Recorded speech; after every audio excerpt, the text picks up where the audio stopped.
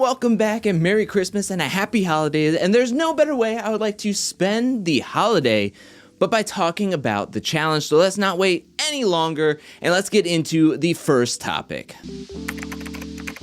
In this past week's episode, we saw that Wes lost against Devin in the elimination, and he was blindsided by being thrown into the elimination by the double agents of Leroy and Casey. And from watching my Thursday's review and recap of the episode, I think some people came off that I was being a little harsh on Wes, calling him a turtle in the sand in the elimination and him not trying. And I don't think it's that I'm super upset with him. I think it's just disappointment. I mean, we know Wes's history on the challenge. He started on Fresh Meat, where he was targeted early and often. He won 5 eliminations that season, and it's like the cycle is repeating, and it didn't seem like his drive was there in this episode, especially when he was picked by Leroy and Casey and came down, and he was sitting there talking about how he's known Lee for 15 years, which I just want to throw out there that Leroy made his challenge debut on Rivals 21, and that came out around 2011. So that's only about like 9 years, but we understand where he's coming from. But this is the challenge, and this is what people feel like they need to do, and you kind of have to roll with the punches. It just doesn't feel like Wes was in it. It didn't feel like Wes was giving it his 100% this season. Like last season, I think Wes really wanted it. It seemed like he was having a lot of fun, but also he wasn't really that much targeted. Like he had a lot of the BB and rookies on his side, and this season, it didn't seem like he had much control at all.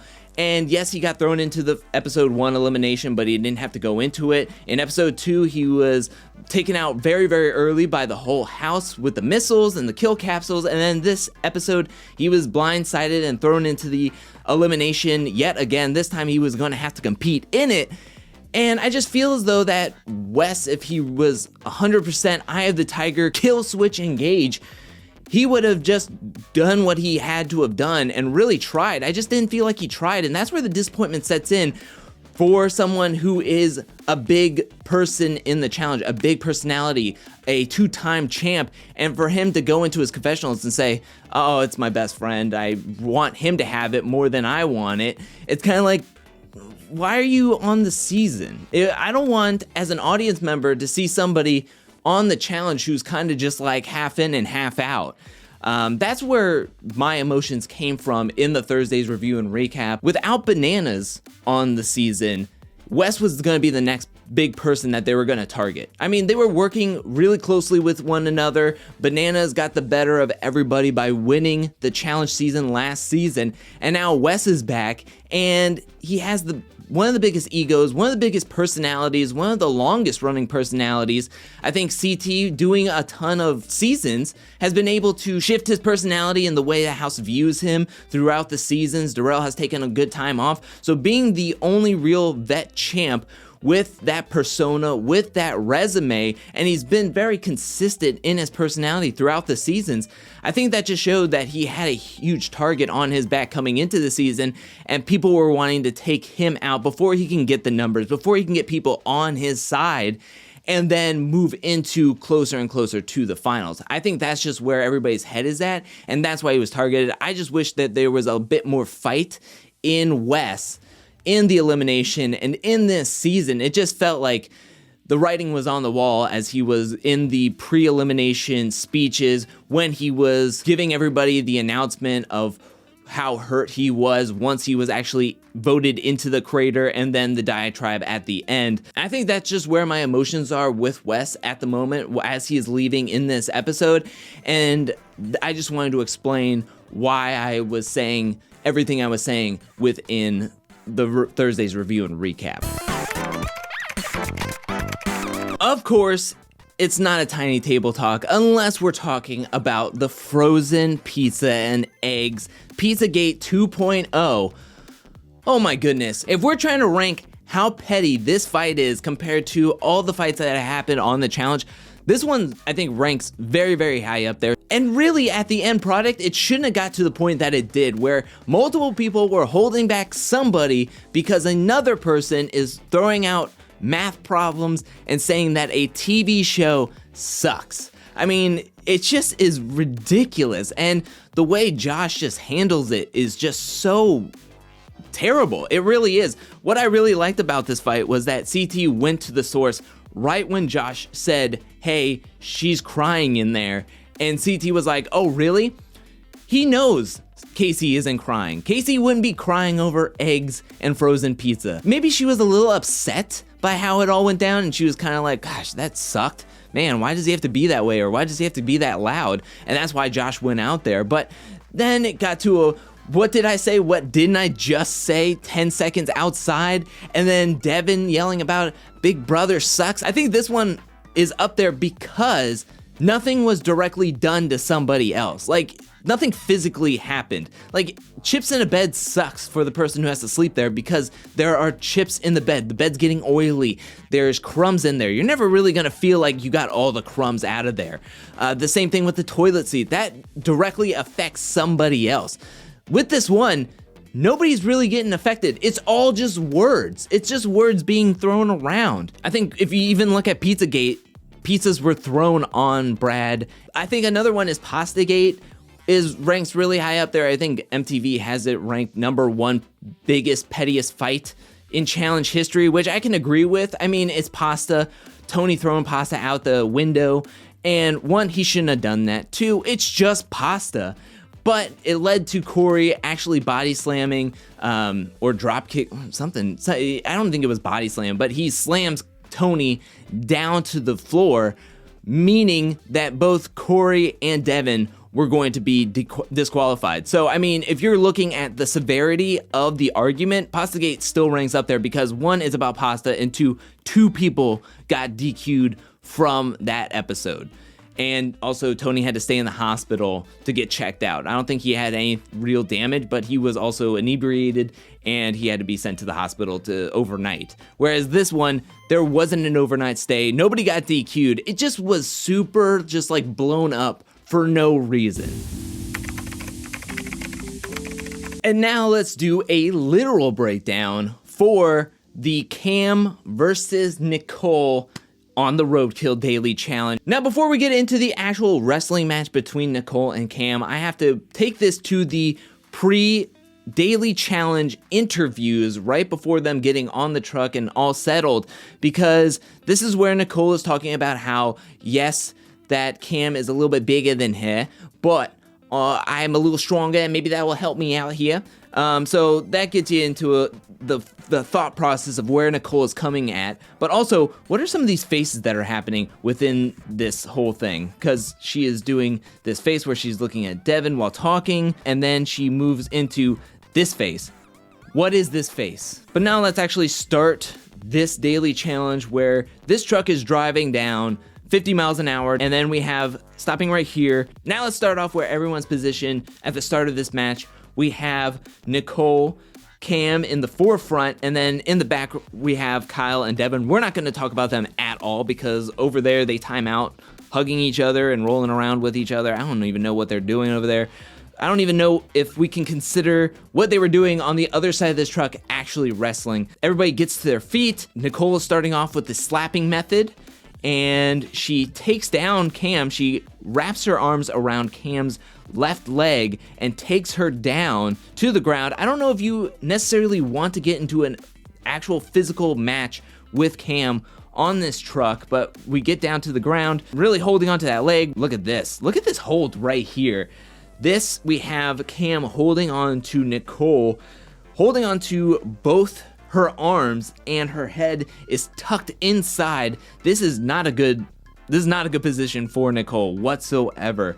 She's going to be flailing to try to get out of this, and it's going to be really, really difficult for her. Nicole finally gets free, and that's when she kicks around a little bit, and then now that she has the upright position, she has to say stop.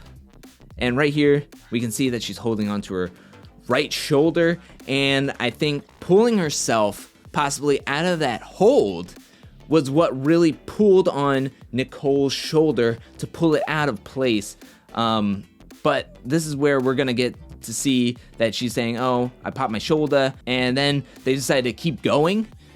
Even though Nicole's shoulder is out of place, she needs a medic, she's holding her arm, and once I heard that the shoulder was popped out, that's exactly the face I was making in my chair because I just did not want to see it. It sounds gross. It sounds nasty. This made me laugh so hard. Ew, you can see it. And that is where, oh my gosh, very, very nasty, very, very gross. Not too clear of what really caused this accident. I do think that it was finally Nicole forcing herself free from Cam's hold of her, and then she was trying to go in, try to be a champ, but it just did not work out that way. Now, time for my favorite part of Tiny Table Talk, and that is the comment section. Let's start off with a comment from Ryan, who says, Devin, Big Brother sucks. Me, a Big Brother fan. I mean, you're not wrong.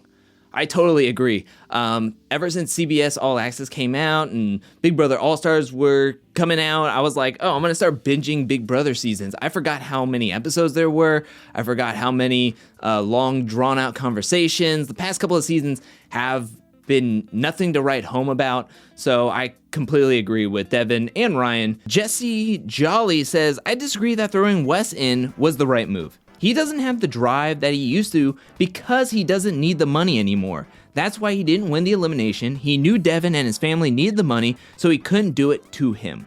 If I was Leroy, I would want to run the final against someone like Wes, who is in a place where he doesn't have the drive of someone who is hungry for it because they need the money. But regardless, Leroy should have gone in, could have beat Devin. I'm starting to get total madness vibes. I totally understand where you're coming from. Leroy, I think the number one option should have been going in against Devin. But another thing is, if I'm the audience member and Wes just does not have the drive, I don't want to see him on my TV screen as much as, say, someone who actually wants to be on the challenge.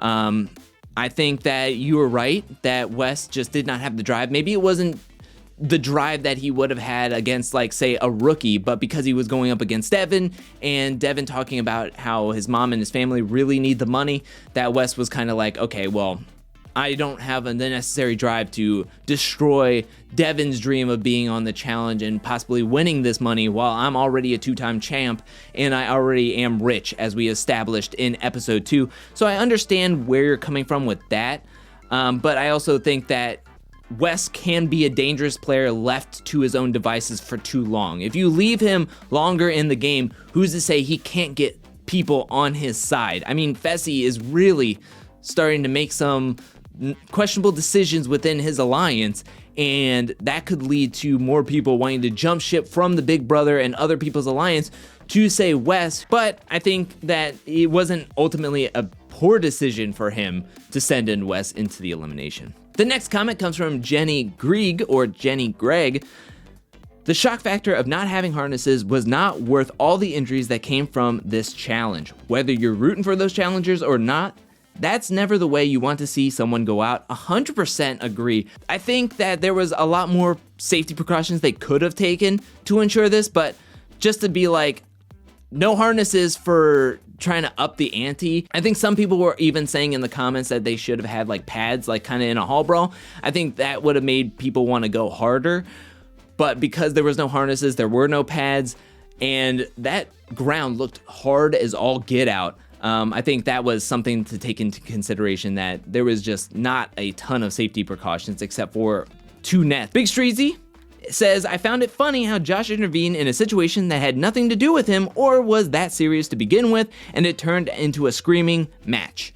That's pretty much exactly what Josh does every single season. I mean, he figures out a way to interject himself into a situation and it turns into something bigger than what it originally was. This one, I think, just takes the cake on how ridiculous an argument can be. The next comment comes from Anton, who says, according to the X-ray, Liv has a chip on her shoulder. Good job, Anton. And I will be pinning this one up in the comment section of my Thursday's review and recap because this is the top comment of the week. The next comment comes from Anthony, who says, harness or not, the platform that they were on caused more damage than anything. Didn't look very padded at all. This was pretty much a wrestling match. This was bound to happen, even if it was on a mat. Things like this are bound to happen. I completely agree. I mean, we had one injury that I think could have been prevented with a harness, which was the Liv injury, and also if they took the necessary steps to have them understand how to fall or how to roll into the net, because she landed hard on her arm. And I also didn't like Tori saying that she didn't really care if she injured Liv at all. Not a good look. And the last comment comes from Tiana, who says, Merry Christmas! Merry Christmas! Yes, this is coming out on Christmas! Merry Christmas! And happy holidays to everybody who's watching this. But that is it for this episode of Tiny Table Talk for this week for the Challenge Season 36 Double Agents. What did you think about the episode? Let me know that in the comment section below. What are your opinions on Wes? Do you think it is time for him to hang up his challenge uniform, or do you think this was just a one-off? He was going up against his friend. He knows the personal situations behind why Devin is here for that money. And that was kind of just a one-off, and you want to see him on more challenge seasons? Let me know that in the comment section below. And where do you think that frozen pizza and eggs Pizzagate 2.0 fight ranks in the most petty fights in challenge history? Let me know that in the comment section below as well. Thank you so much for watching. While you're down there, hit that like and subscribe button. I'll be back really soon with more challenge content, more content in general. But until then, peace.